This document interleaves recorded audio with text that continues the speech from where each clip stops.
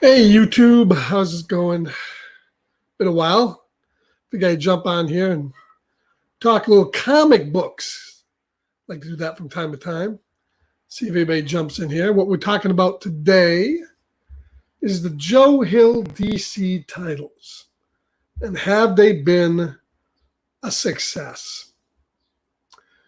So I came to Joe Hill and DC Comics titles a little late.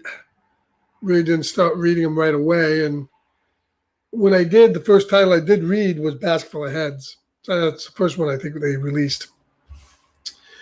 But so far, there's been 5 titles in the series. I think they've been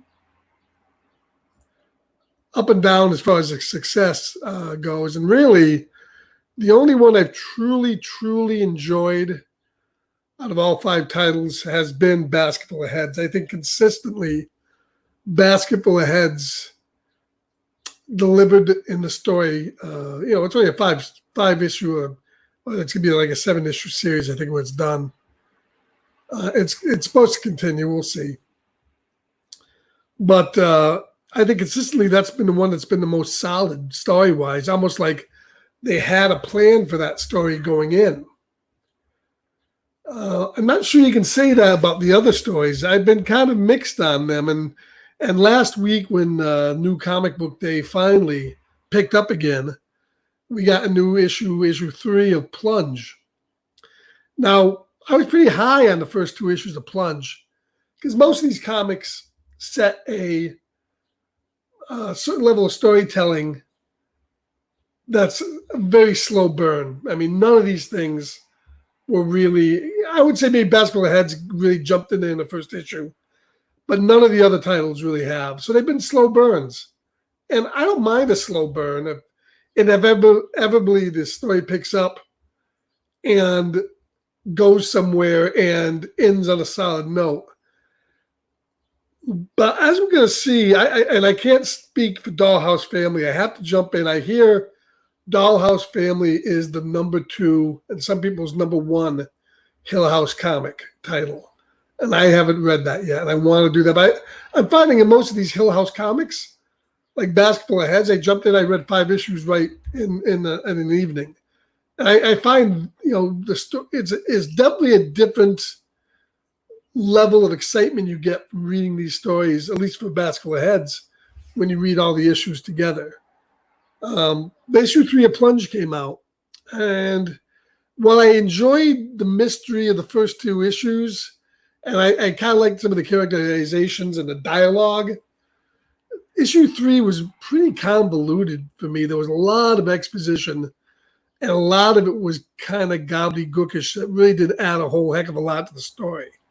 We definitely furthered the plot, but I'm not saying that the plot's setting the world on fire.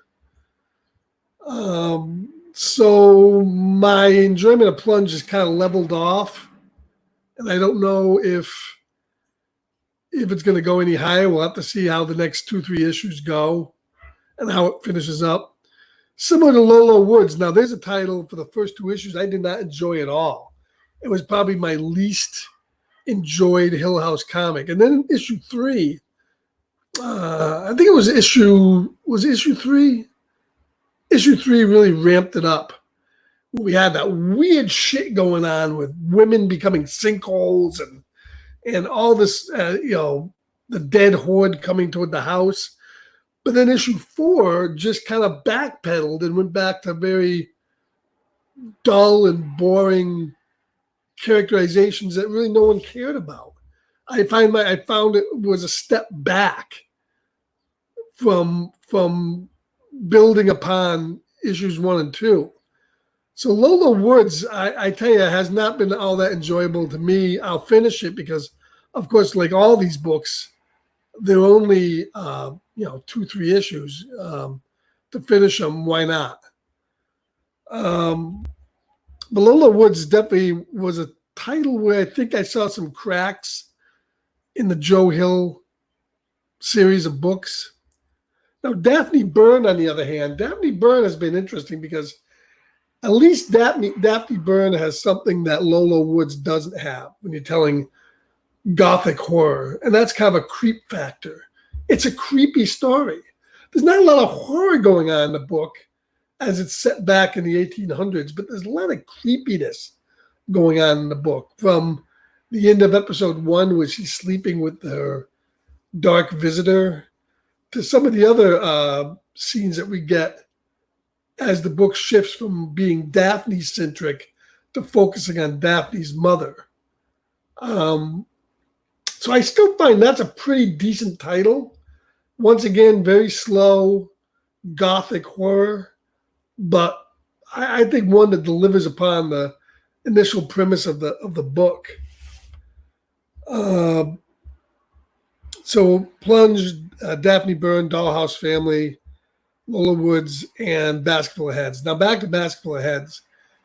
Basketful of Heads, I thought, had a lot of good storytelling there. We started out with an interesting character in the young girl and her boyfriend, and then we really mixed in a whole eccentric range of baddies who eventually got their comeuppance and found themselves as heads in the Basketful of Heads. And their exposition with the main character has been an integral, enjoyable part of that story, where you get the heads adding a lot to the story. And in some instances, you feel sorry for these guys who really are killers and bad characters, but you feel bad for their position of how they find themselves in that story. And you get some shifting characterizations where it's not always black and white who the hero of the story is. From accusations being put upon the boyfriend cop to even the girl who's the heroine of the story really having some villainous tendencies. Now you can feel for her for everything that she's been through, but she really makes a transition there. So I think, Basketful of Heads is a great tentpole, so to speak, opening book for this series. Now, where can it go from here? Gothic horror and horror that is not tied down to a specific story that changes from issue to issue. It's great. I mean, it harkens back to all those DC House of Whispers books and all those ghost and zombie stories. And I think DC can do a lot with them. I mean, they really feel like indie books that are trapped within a mainstream label and really have been some of the more enjoyable books. Now, while I may not like every title in the Joe Hill pantheon, I could do without Lola Woods. I could do probably without Plunge now. But it's kind of a testament to at least how those stories are going that I'm going to finish them. None of the books have been, I'm going to drop it. Lola Woods came close, but it's kind of pulled back enough and been interesting enough for me to go ahead and finish the next 2-3 issues. Now, if it was going to be an ongoing and there's going to go 20 issues, I probably would just drop it.